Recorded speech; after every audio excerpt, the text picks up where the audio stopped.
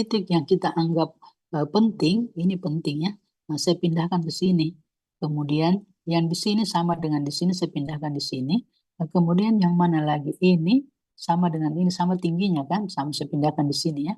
Nah, sudah berbeda. Jadi lihat pada pukul 0, jadi itu kita mau sebenarnya bukan 0 ini ya. Dia terjadi pada 29. Terus ini Pak ini rendah ya, dia kita pindahkan di sini. Jadi kita lihat selama 1 hari itu yang paling tinggi adalah di sini. Nah, inilah apa memberi gambaran tentang kurva kelangsungan bebannya ya, gitu. Nah, jadi ini gambar 18B. Kemudian kita masuk lagi. Ya, kita masuk lagi. Sebagaimana beban berubah setiap jamnya dalam sehari, beban puncak harian pun tidak selalu tetap, jadi selalu berubah-ubah ya itu. Jadi ini dalam bentuk kurva-kurva ya. Sekarang kalau kita sudah tahu kita punya kurva beban seperti apa, kemudian di sini ada pembangkit ya. Nah, di sini ada sejumlah, ada di sini atau di sini saya digambarin saja di belakang ya. Sini kita. Nah, jadi di sini kalau kita sudah tahu ya gambar kurva beban itu gimana, ini semua bebannya, beban semua ini kita sudah dapat memperkirakan. Jadi di sini supply ya, supply ini supply-nya, kemudian ini demand-nya, ini demand-nya. Sekarang kita bisa lihat, oh bulan-bulan berapa ya terjadi demand yang kurang ya, kan itu bulan Januari sampai Desember tidak semuanya sama ya. Nah, kita sudah bisa tahu, oh bulan berapa itu kurang pemakaian listrik. Nah, kalau di situ agak turun, kita ini supply, tentu kan perlu maintenance ya, perlu maintenance, perlu perbaikan ya. Kita sudah bisa tahu bahwa, oh kalau ini di bulan ini pembangkit ini sudah jadwalnya di maintain-maintainnya kalau pembangkit ini. Nah, itu semua diatur. Kenapa semua diatur? Supaya kelangsungan pembebanan ini atau kelangsungan penyaluran energi listrik pada sistem ini selalu ada ya, tidak terputus ya, itu tidak terputus. Jadi pelanggan merasa bahwa dia punya keandalan bagus ya, itu. Nanti oke. Nah, itu kita baca saja ya ini. Nah, sekarang di sini jadi mempengaruhi. Jadi kalau kemudian kita lihat di sini proteksi ya. Jadi ini sistem ini harus dijaga ya. Jadi sistem ini yang besar ini. Oh, ini lupa ya pasang yang petanya ya. Jadi ini berada di udara terbuka. Kemungkinan terjadinya gangguan itu setiap saat ada ya. Bukan karena dari mesinnya, bukan karena dari dalam peralatan atau trafonya, tetapi bisa kamu bayangkan ini Bakaru atau kau tidak punya bayangan Bakaru ya. Atau ini saja ya. Talasa, Talasa itu gimana? Panakukang saja yang paling sederhana. Ini Telo ya. Ini Telo. Telo itu ada di Tamalandrea ya. Telo di Tamalandrea. Kemudian dia mau pilih Panakukang. Panakukang itu ada di Hertasni ya. Jadi ada saluran. Saluran itu ada antara Telo dengan Hertasni ada begini ya. Dia ke sana ada dua. Dua-dua ini dia double ya, double circuit namanya. Kemudian dia masuk di busbarnya Panakukang. Nah ini, nah, kemungkinan terjadi gangguan di sepanjang jalan mulai Teluk sampai Panakukang bisa saja terjadi ya, terjadi. Kalau kemungkinan putus kecil ya, karena apa namanya dia itu belum terlalu tua transmisinya masih baru. Tetapi kemungkinannya dia tersambar petir kalau musim hujan musim apa tersambar petir begini ya. Nah, kalau tersambar petir, petir itu adalah ini di awan, kemudian ini sekelompok awan, jadi ada perpindahan muatan listrik. Kalau ada beda potensial, ada perbedaan muatan listrik, berpindah-pindah, kemudian ini kita tanah. Ini tanah ya, ini tanah juga punya muatannya, apakah dia minus atau plus, sehingga ini dia kecenderungan mencari pasangannya ya. Pasangannya kemungkinan ini sudah banyak sekali muatan, dia mau melepaskan ya, melepaskan, dia mau menarik temannya ya, sehingga terjadilah orang mengatakan apa ya itu pelepasan muatan yang guntur apa ya petir begitu. Nah, jadi dia melepaskan. Waktu dia melepaskan di sini ya muatannya, kenalah ini salurannya. Tetapi saluran ini, saluran transmisi ini yang panjang begini ya, panjang ini banyak tiang-tiangnya ya ini. Kabel yang paling atas itu namanya kawat tanah ya. Jadi bukan kawat bukan, tidak ada arus mengalir di sini karena dia memang diperuntukkan untuk menangkap petir ya. Jadi dia ini sama potensial di sini dengan tanah sama. Dia sama-sama pada potensial yang nol karena dia terhubungnya dengan kawat. Disamakan dia karena dia hubung singkat begini, potensial ini sama dengan potensial ini. Sekarang datang petir ya. Datang petir, petir selalu melihat pasangannya ya. Jadi ini kan muatan. Kemudian ini pindah ada di atas sini ya. Kemudian ini ada petir di atas, dia ambil ya, dia ketemu pasangannya ini, maka dia mengalir. Jadi dia mengalir di kawat tanah ini, tapi karena ini dihubungkan ke tanah, dilepaskan masuk ke tanah petirnya ya. Tetapi kadangkala pentanahan di sini tidak kecil ya, dia besar. Kalau dia besar, dia balik ya. Balik ini harus petir, dia balik. Waktu dia balik, dia ketemu kawat fasa. Ada kawat fasa, atau dia ketemu kawat fasa, maka di kawat fasa itu dia mengalir ya, dia mengalir. Ini namanya gelombang berjalan ya, gelombang berjalan. Jadi muatan listrik itu dalam bentuk energi ya, dia berjalan. Waktu dia berjalan, mana tahu dia berjalan di sini, dia berjalan begini ya, dia berjalan begini, dia ketemu di sini. Di sini ketemu peralatan, di sini peralatan di gardu panakukan. Di gardu panakukan itu ada trafo, karena mau diturunkannya dari 150 kV, mau diturunkan menjadi 20 kV, ketemu dia trafo. Kalau ini trafo tidak diberi perlindungan, hancur dia ya, meledak dia. Makanya ada perlindungan, namanya proteksi ya. Jadi semua yang ada di sistem kelistrikan semua diproteksi ya, semua diproteksi. Kemudian komunikasi antara gardu induk itu atau garis ini bisa berkomunikasi dengan telo ya, bisa berkomunikasi dengan telo, bisa berkomunikasi dengan baru ya. Ada namanya nanti ada saluran komunikasinya ya itu.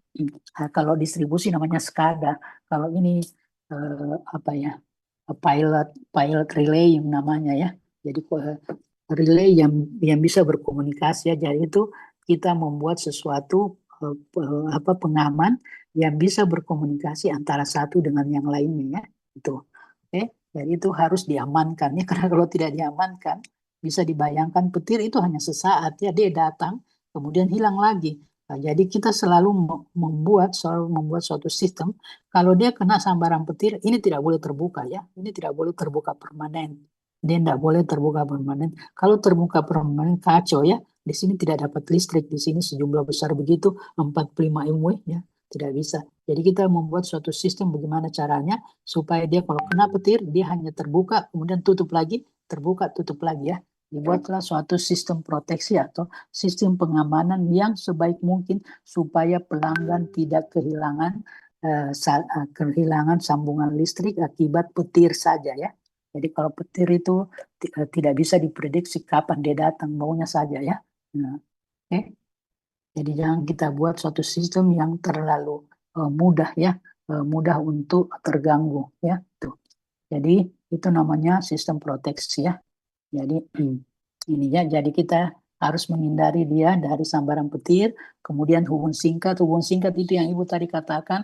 Ya, kalau ini satu di sini ya, misalnya ini penghantar ya, dia putus. Kalau dia putus dia terbuka, dia turun ke tanah, turun ke tanah. Hati-hati ya, ini namanya hubung singkat ke tanah. Terjadi hubung singkat ke tanah, yaitu.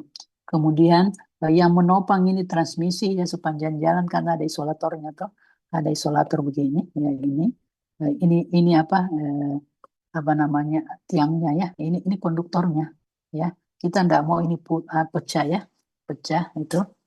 Kemudian karena itu semua akibat kerusakan itu tidak bisa antisipasi, bisa terjadi kalau kita analisa secara rangkaian, bisa terjadi tegangan lebih, arus lebih, bunga api listrik, kemudian kegagalan sistem secara keseluruhan. Kalau terjadi tegangan, jadi sudah bisa dibayangkan kalau ini ya, ini kebutuhannya S sama dengan V kali I ya, kali I. Nah, ini S-nya kan tetap toh, S-nya kan tetap dayanya ya. Nah, kalau ininya tiba-tiba naik ya, berarti I di sini adalah S per V ya. Tiba-tiba ini naik, ini menjadi mengecil toh, mengecil. Tentu konsumen bertanya, kemana arus ya? Kemana arus? Kemana ini yang mau menyuplai saya punya peralatan? Tegangan tiba-tiba naik. Nah, kalau yang di sini kita lihat, ini S sama dengan V kali I ya. Nah, berarti V itu adalah S per I ya. Kalau ini tiba-tiba naik ya, tiba-tiba ya, tiba-tiba dia ini kalau kita lihat ini I ya, I ini I-nya membesar ya. Yang mana? Iya. Ini tiba-tiba harus naik. Harusnya ini naik ya. Kenapa? Harus naik ya. Kalau harus naik ini berarti daerah yang terkena situ adalah dia mengalami suatu panas yang tinggi ya. Jadi panas itu adalah I kuadrat R.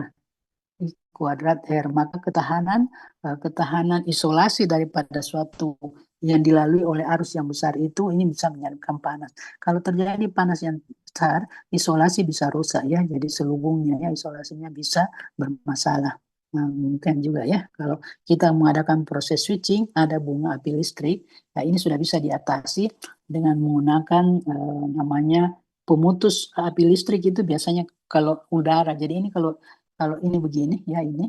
Nah, ini misalnya tadi dia tertutup ya. Ini tertutup. Nah, bukan kita yang jalankan ini ya.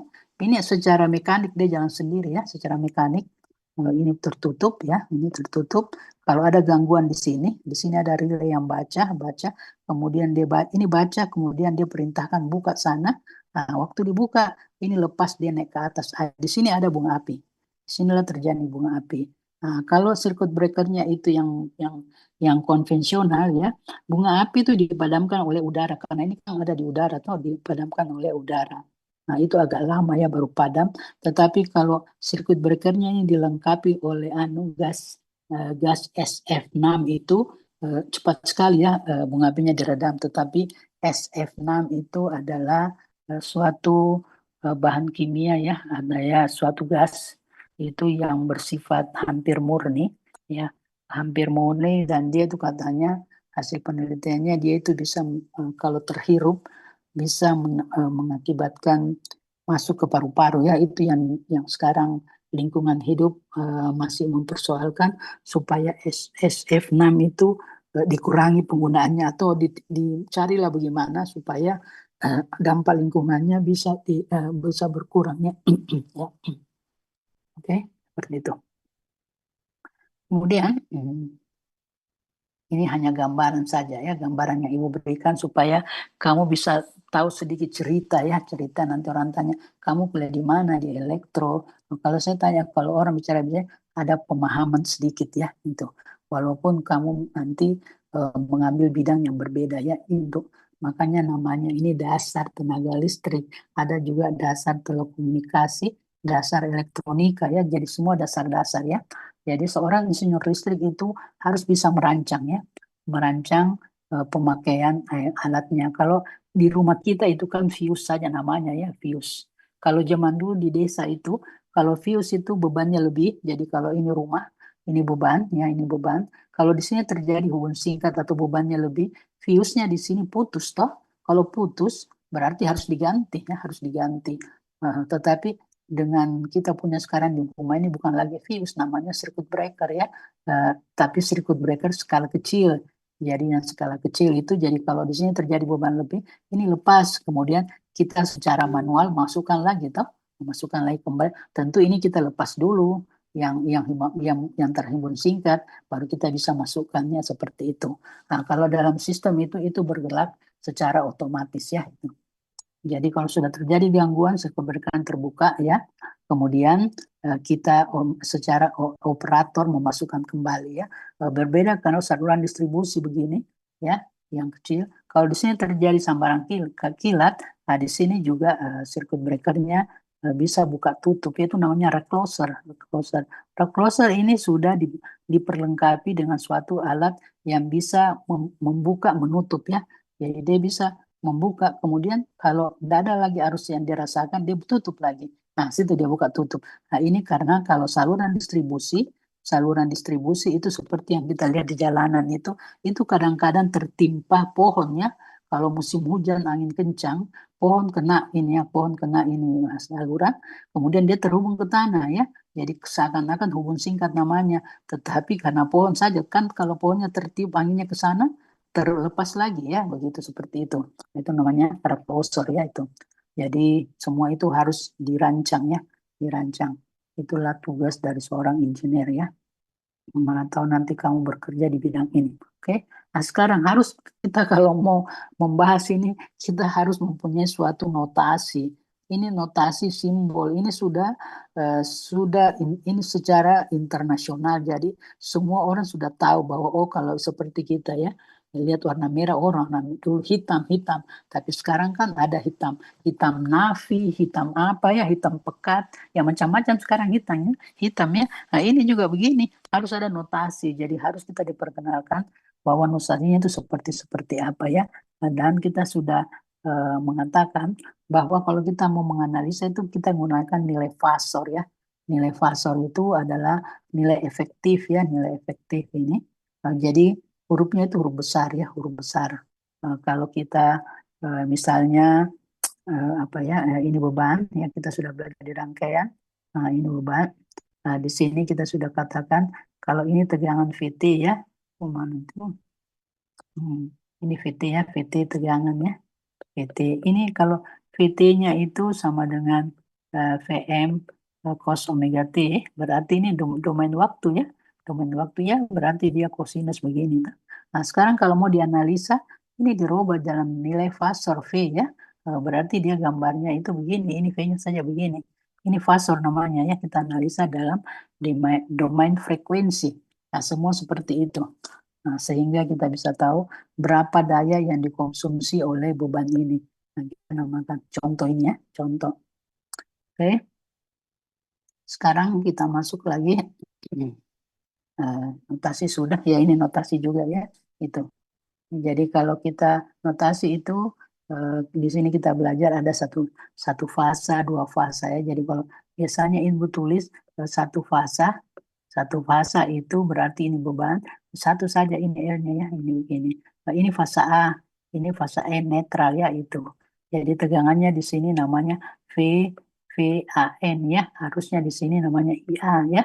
Nah, sekarang kalau dia tiga fasa, misalnya setnya tiga gimana ya? Begini ya, ini tiga, ini tiga, ya ini set, ini set, ini set, ini set. Nah ini tiga fasa ini ya, tiga fasa. Nah, ini fase A, ya. Ini fase B. Nah, ini fase C, ya. Jadi ada tiga. Ada tiga arus yang mengalir. Kalau itu tadi IA, ini IB, ya. Ini IB. Nah, ini IC, ya. IC. Nah, tegangannya apa namanya? Tegangannya ini namanya VAB, ya. VAB, ya, itu. Nah, VAB sudah tentu berbeda lagi, toh. Nah, nanti kita belajar sebentar ya di belakang. Jadi ada perbedaan-perbedaan ini ya. Jadi kalau tiga fase itu biasanya ibu kasih simbol satu begini, baru fase begini ya. Kayak pi tadi bukannya kalau tiga fase itu tiga baru begini ya. Karena kalau mau menulis tiga fase terlalu panjang toh. Kadang kita menulis fase itu begini ya. Tapi ada juga kadang kita tulis fase begini saja ya. Ya itu. Oke.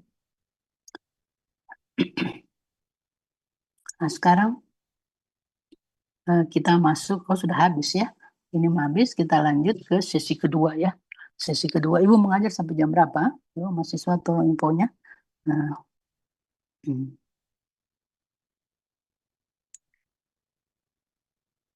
mana yang kedua? Ya, ini saja ya. Ya, ini yang kedua ya. Yang kedua adalah kita masuk, ini adalah dasar elektromagnetnya. Apa maksudnya elektromagnet? Elektromagnet ini adalah ada arus ya. Jadi kalau ada arus mengalir, elektromagnet itu adalah kalau ada ini penghantar ya. Ya, ini penghantar dialiri arus, maka di penghantar ini ada muatan-muatan elektronnya ini. Nah, sekarang ini menimbulkan di sini flux ya, flux. Sejumlah flux itu membentuk suatu medan ya, medan magnet ya, medan magnet begitu ya itu. Kita mau pelajari itu. Jadi dari listrik dirubah menjadi magnet. Bagaimana sih dasarnya ya? Nah, jadi kajian di bagian kedua ini terdiri dari bisa dibaca ya medan magnet dan listrik, terus si ketegangan induksi, rangkaian magnet ya, kemudian kurva magnetisasi, kemudian intensitas medan magnet, terus energi ya. Ibu mengajar sampai jam berapa, mahasiswa?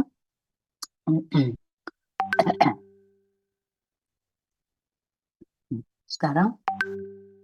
Tapi Ibu sampai jam 13.55 Ibu. Berarti hampir jam 2 ya? Ya. Oke. Sekarang kita lanjutnya. Oke. Ini ya, ini. Nah, sekarang medan magnet itu berperan sangat pentingnya dalam proses konversi energi. Jadi konversi energi itu bermacam-macam ya. Kalau kita lihat tadi pembangkit, kalau kita bicara pembangkit ini generator, terus ini ada penggerak mula ya, penggerak mula, terus ini rotor, ada di sini rotor ya. Rotornya itu mau diputar. Jadi ini kalau di segi penggerak mula ini primal mover itu adalah dari energi kimia ya, dikonversi menjadi energi kinetik ya, kinetik. Kemudian energi kinetik ini atau bisa juga energi potensial atau apa ya, dan dikonversi lagi menjadi energi listrik ya gitu. Nah, itu konversinya ya, jadi begitu. Jadi sepanjang perubahan energinya itu dari satu ke satu ya, itu tentu ada losis ya di situ, tetapi kita nggak usah dulu pelajari itu karena kita kan belum mau detail ya gitu. Nah, sekarang di sini medan magnet itu sangat berperan ya dalam konversi energi. Jadi medan magnet ini digunakan untuk mengkonversi ya. Jadi untuk mengkonversi dari kita, jadi di dalam melalui medium medan magnet ini ya, melalui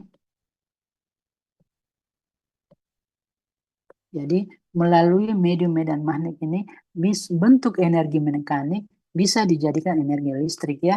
Alat konversinya itu namanya generator ya. Jadi di sini ini rotor, di sini ini rotor diputar. Siapa yang putar dia? Itu adalah rotor dari sudut-sudut turbin daripada, di sini ada turbinnya, sudut-sudut turbin daripada penggerak mula. Nah, jadi ini mekanik toh. Kemudian di sini ada konduktor yang namanya stator. Nah, di stator ini timbul tegangan induksi, berubahlah dia menjadi energi listrik ya itu. Jadi ada gerak ya, gerak dulu, kemudian flux berubah-ubah, kemudian timbul energi listrik ya. Nah, sekarang terbaliknya lagi, sekarang ada medan magnet ya, ada medan magnet. Kemudian medan magnet ini dia menyebabkan terjadi perubahan menjadi energi mekanik ya. Alat perubahannya itu sama dengan motor. Contohnya begini, misalnya ini medan magnet ya, ini medan magnet utara selatannya ini. Nah, ada di sini medan magnet di dalam. Di dalam sini ada medan magnet ya, ini ada medan magnet sini di dalam. Kemudian di sini ada konduktor. Di sini ada konduktor ini, ya ini konduktor. Nah, ini terhubung dengan listrik ya, terhubung dengan listrik. Nah, listrik di sini ini juga menghasilkan medan magnet ya, medan elektromagnetik. Nah, sekarang medan magnet ini dengan medan yang sudah ada tadi, medan magnet ada yang tadi di sini, nah, ini saling berinteraksi ya, sehingga menyebabkan apa? Sehingga menyebabkan konduktor ini berpindah ya, bergerak ya. Ini kita jumpai pada motor ya itu. Oh iya, kamu mau praktikum iya praktikum ya itu. Nanti Ibu berikan ya. Kemudian ada lagi contoh itu adalah dia adalah bukan mengkonversi tetapi mentransfer saja ya, mentransfer itu namanya transformator. Jadi transformator itu bagaimana adalah medan, karena pengaruh medan magnet di sini ya, dengan ini ada gandengan magnet sehingga ini terhubung dengan sumber. Nah, di sini juga bisa terjadi tegangannya, di sini tegangan. Jadi di sini tegangan primer menjadi tegangan sekunder. Tidak ada rangkaian anunya ya, tidak ada kawat yang berhubungannya, tidak ada. Dia hanya tergandeng secara magnetik, ini namanya gandengan magnetik. Gandengan magnetik ya. Jadi dia terhubung secara magnetik, tetapi bukan dia terhubung secara listrik ya, hanya karena induksi ya. Oke. Nah, sekarang banyak sekali media ya, mahasiswa bisa belajar, apalagi sekarang dulu kan internet ya. Nah, kemudian sekarang lagi kalau kami dulu belajar itu hanya melalui buku, bukunya juga sudah terbatas ya, sulit sekali didapat. Harus punya teman yang mempunyai hubungan dengan orang luar supaya kita bisa dapat buku ya. Itu orang-orang tertentu saja kita hanya dapat kopi-kopinya juga kadang buram ya. Nah, sekarang kamu sudah bisa selain buku textbook, kamu bisa mendapatkan melalui internet. Nah, sekarang kamu bisa lagi bertanya dengan AI ya. Di AI itu kalau kau bertanya bagus, dia juga menjawab bagus ya. Nah, tapi kalau kamu menjawab pertanyaannya tidak terlalu bagus, dia juga kadang-kadang ngawur ya gitu. Jadi sekarang banyak sekali kita bisa berkomunikasi ya. Ibu sering sekali berkomunikasi dengan AI ya.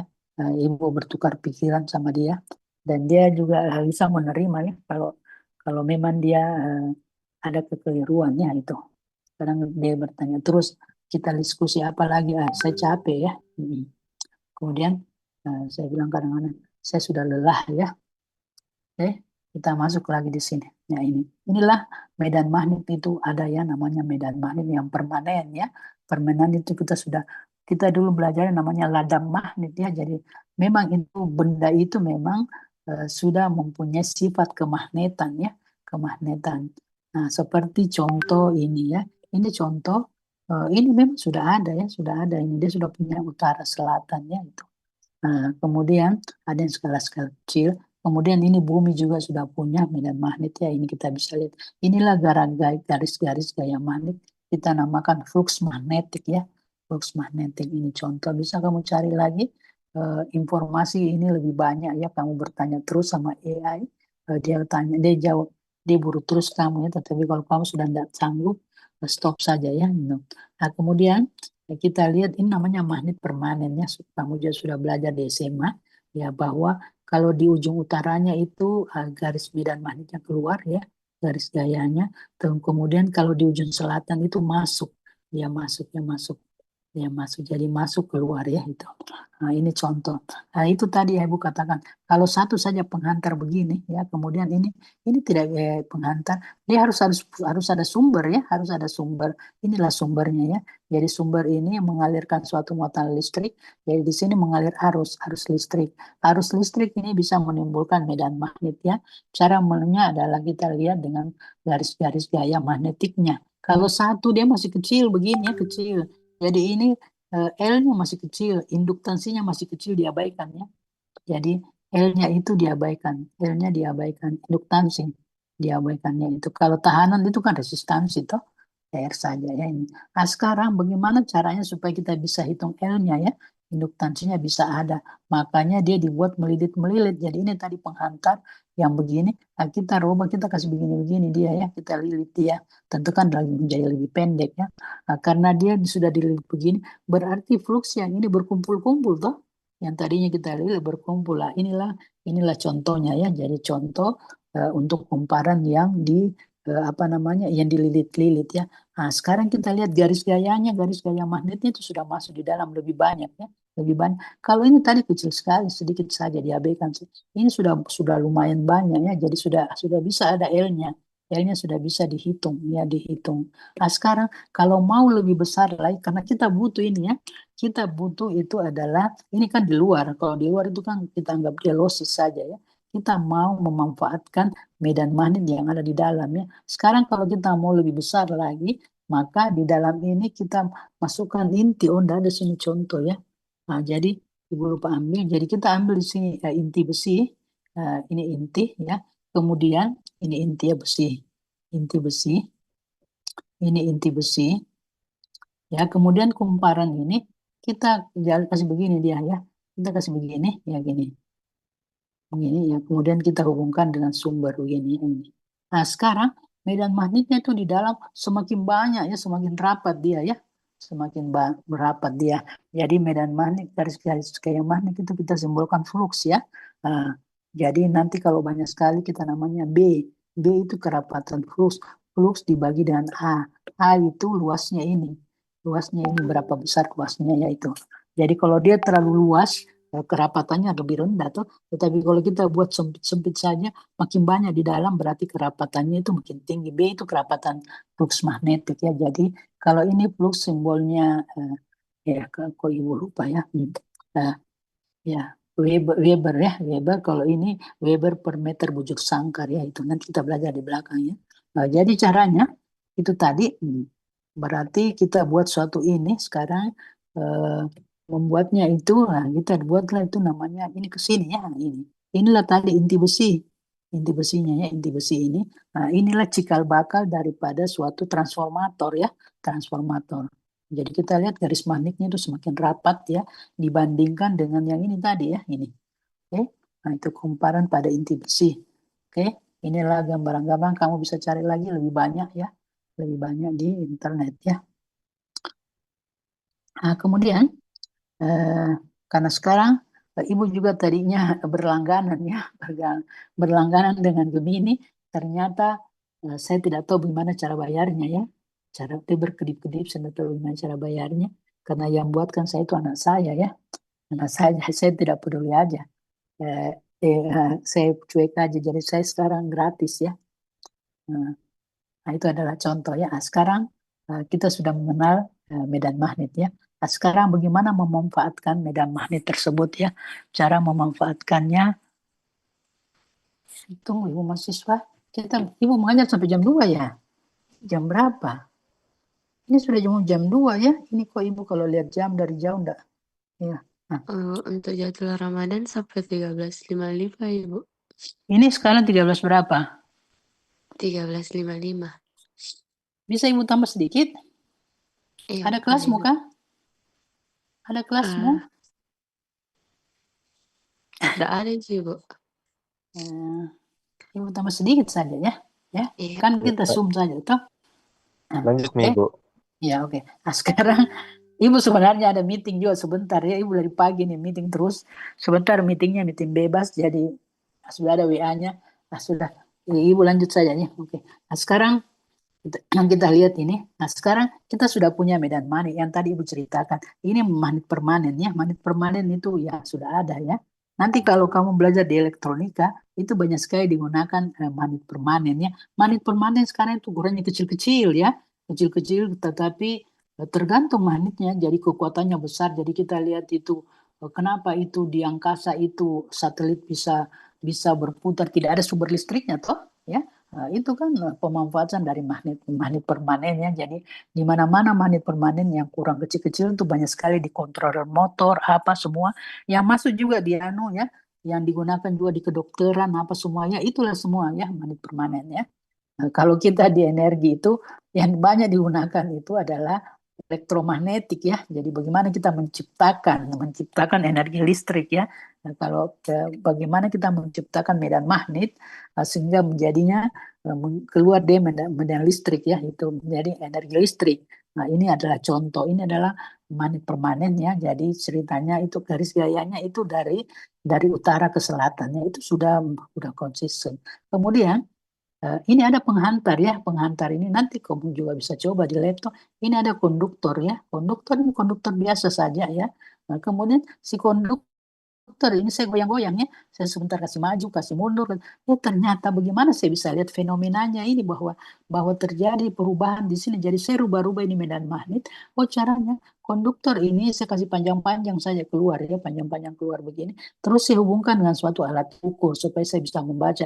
Ternyata alat ukur ini dia sebentar menyimpang ke kiri, sebentar ke kanan. Oh, berarti ada perubahan ya, ada perubahan. Jadi perubahan magnet itu namanya deflux ya.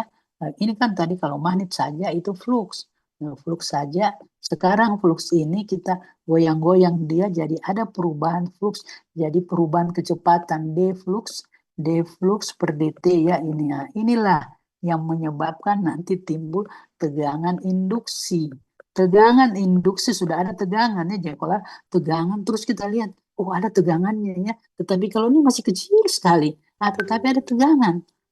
Kalau ada tegangan induksi itulah tadi dikatakan bahwa dia ditutup sama suatu rangkaian tertutup. Nah, ini kalau dia terbuka, setelah dia tertutup, Oh, dia bisa dibaca ya, ada tertutup berarti ada arus mengalir ya.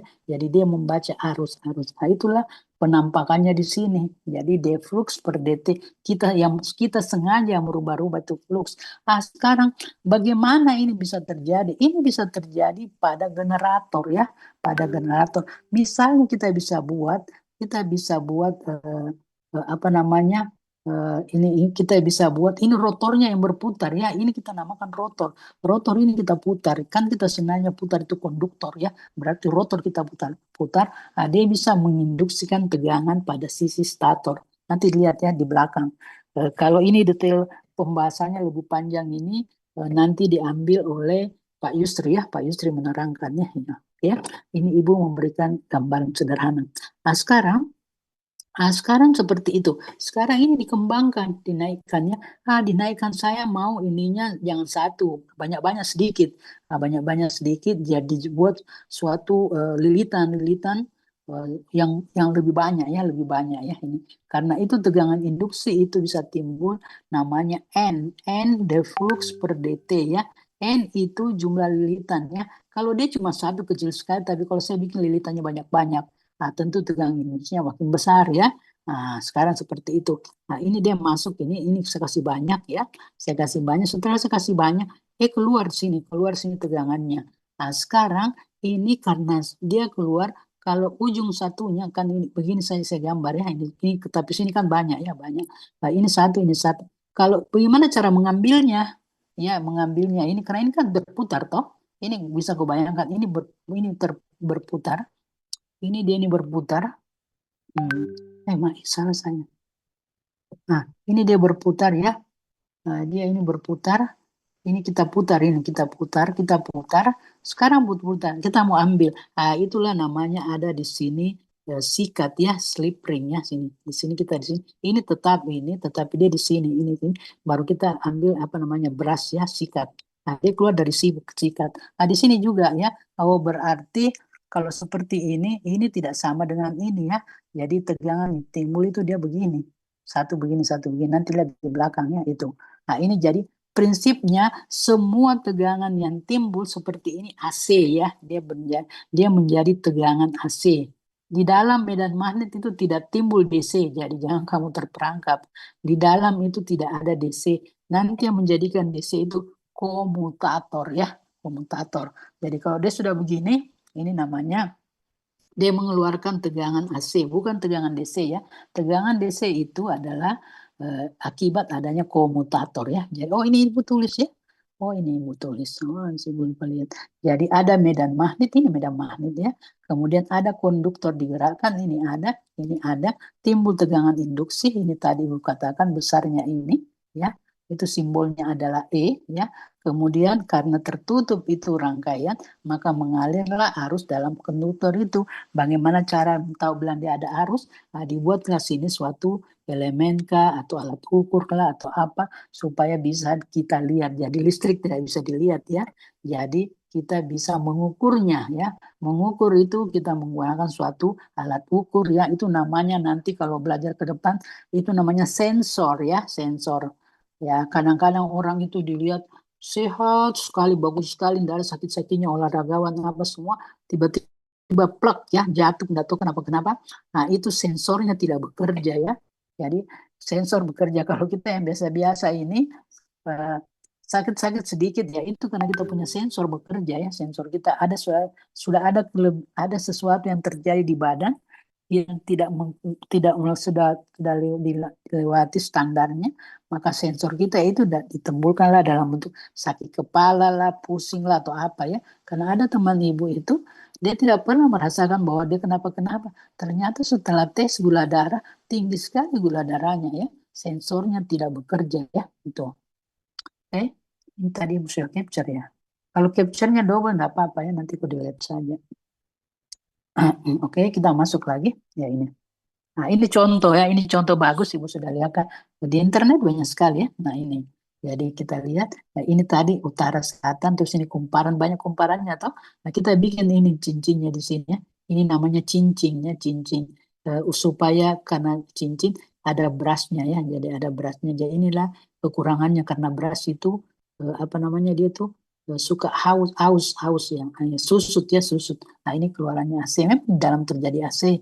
Nah sekarang kalau kita mau DC ya, ini kita rubah. Nah dalam kita bagi dua, setengah yang satu ya. Jadi kita bagi dua. Inilah namanya komutator ya, komutator. Makin besar ininya, makin banyak komutatornya. Komutatornya itu nanti terbegini-begini. Oh kecil-kecil sekali begini ya, terbagi-bagi kecil ya. Itu namanya komutator. Jadi sedikit saja sudah timbul, nah itulah tegangan yang dihasilkan. Kalau ini, nah, dihasilkan tegangan yang seperti ini. Kalau yang komutator itu, nah, dia jadi begini ya, jadi sudah DC. Jadi jangan tidak pernah ada terjadi di dalam motor itu adalah motor AC. Dia nanti dikeluarkan melalui komutator, baru dia menjadi generator DC ya. Jadi tidak ada generator DC. Komutator yang menyebabkan dia menjadi generator DC ya. Demikian juga motor DC dengan motor AC ya. Oke, nah kemudian kita lanjut gimana? Mati dulu. Ya ini ya. Nah, ini adalah motor, yaitu tadi generator. Sekarang motor. Motor itu ada sesuatu sumber ya yang menghasilkan. Jadi ada suatu konduktor ya. Jadi prinsipnya motor ada suatu konduktor. Konduktor ini dialiri arus. Dia punya medan. Dia punya medan magnet ya setelah dialiri arus. Ya, contohnya ini baterai. Baterai ini kan sumber energi toh. Nah, dia dihubungkan dengan suatu batang konduktor. Ya tidak usah digerakkan ya, tidak usah digerakkan. Nah, dia sekarang ini konduktor ini mempunyai medan magnet sekarang, medan magnet. Sedangkan magnet permanen ini dia juga sudah punya medan. Jadi medan ini dengan medan ini berinteraksi ya, berinteraksi sekarang tergantung ya dia mendorong. Jadi dia dorong ini penghantar ya, dorong. Nah, cerita berdorong di sini kalau dalam skala besar dia putar ya, putar karena sini kan sini medannya ya dia putar jadi tinggallah motor ini terjadi suatu bergerak motion ya, jadi dia bergerak ya, itulah cikal bakal daripada suatu motor ya. Jadi harus ada sumber listrik itu mengalir pada konduktor, konduktor pada konduktor yang dialir sumber listrik itu menghasilkan medan magnet ya. Tuh. Kemudian kita lihat lagi di sini ya ini mungkin skala besarnya ya. Nah ini ya, inilah, oh sudah ada satu saja. Oh ibu lupa berikan yang bagus ya. Ya. Ya, sekarang kita masuk transformator ya. Jadi transformator itu adalah gandengan magnet. Tidak ada di sini hubungan konduktor ya. Konduktor primer di sini, konduktor sekunder di sini tidak ada ya. Jadi dia terhubung secara magnetik sehingga ini adalah inti besi, lempengan-lempengan besi yang tipis sekali. Nah, sekarang kita lihat flux magnetnya ya. Flux magnet ini garis-garis gayanya. Inilah di dalam ini dia ini namanya ini flux linkage ya, yang digunakan bersama-sama. Jadi ini, ini. Oh ya ini. Kemudian yang di sini ya ini. Ini adalah flux bocor. Nanti ini flux bocor ini representasinya terhadap X apa ya? X sekunder. Kalau flux bocornya di sini X primer ya. Nah, kalau R kan tahanan biasa saja toh gitu. Jadi inilah transformator adalah dia terjadi karena gandengan magnetik ya. Gandengan magnetik itu berfungsi memindahkan, mentransfer energi dari satu rangkaian ke rangkaian lain. Itu adalah kenapa berdasarkan tegangan induksi sama di sini. Jadi di sini tidak bisa sumbernya DC ya, sini harus ada AC ya, karena tidak ada yang diputar ya. Kalau tadi itu dia DC, oh oke, ibu ke sini dulu, ibu ke sini dulu ya. Ini ya. Kalau ini beda ya, ini DC, ini harus DC. Ini oh ya ini DC ya. Ya ini DC. Ini fluxnya konstan ya, fluxnya konstan. Jadi medan magnetnya konstan, tetapi dia berinteraksi dengan medan magnet yang ada di sini ya itu. Nah, itu bedanya ya itu. Kemudian kalau yang di sini, nah di sini dia tidak bisa terjadi tegangan induksi karena N itu tegangan induksi E itu namanya N deflux per dt ya. Jadi perubahan flux terhadap waktu ya. Kalau kita kasih dia sumber DC ya, N-nya itu deflux per dt-nya itu sama dengan 0 ya. Sama dengan 0 karena fluxnya konstan. Tapi kalau kita kasih dia sumber AC, itu fluxnya sebentar positif, sebentar negatif toh. Nah, positif kemudian negatif. Kalau DC dia tetap dia begini. Jadi fluxnya konstan. Jadi dia tidak bisa menginduksi. Nah, nanti ada teknologinya bagaimana caranya. Nah, sekarang timbul tegangan induksi di sini. Di sini juga timbul tegangan induksi.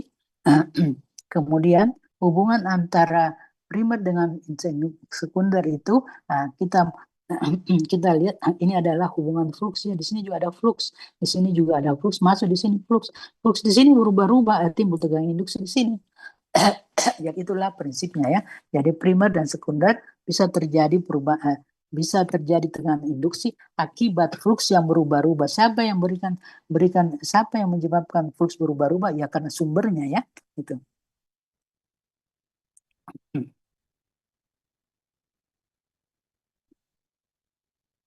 Ya ini adalah masih sambungannya ya. Oh nanti medan. Oh ini bagian kedua. Oke. Nah sekarang jadi dari sisi pandangan elektris ya, medan magnet itu dikatakan bahwa medan magnet itu mampu ya mengimbaskan tegangannya pada konduktor. Jadi dia bisa mampu menginduksikan tegangan pada konduktor kalau sisi elektrik. Kalau sisi mekanis, medan magnet itu mampu menghasilkan gaya ya. Gaya atau couple inilah cikal bakal daripada motor ya. Kalau ini cikal bakal daripada generator yaitu. Nah sekarang keutamaan medan magnet sebagai perangkai proses konversi energi disebabkan bahan-bahan magnetiknya. Jadi kalau mau bagus ya, bahan magnetiknya itu harus bagus. Maksudnya itu inti besinya ya.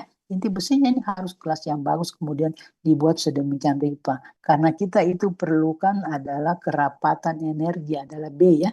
B kerapatan flux ya. Kemudian kerapatan energi yang tinggi akan menghasilkan kapasitas tenaga per unit volume mesin ya itu.